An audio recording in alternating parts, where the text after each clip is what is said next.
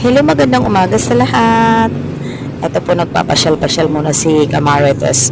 Ito po kasi ay magandang pasyalan, dinadaanan to namin papuntang Quiapo pag naglalakad lang kami. Mas maganda kasi paminsan-minsan maglakad ka para matagtag yung katawan mo kung nabibigatan ka na. Pag pinagpawisan ka, napakagaan na ng pakiramdam mo.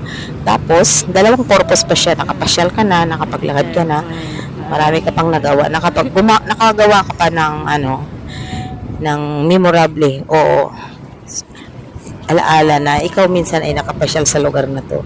Ito po ang Binondo Bridge at nagdudugtong ng Binondo at Intramuros, yung Jones Bridge. Ito po yung sikat ngayon na pasyalan dito sa amin sa Maynila.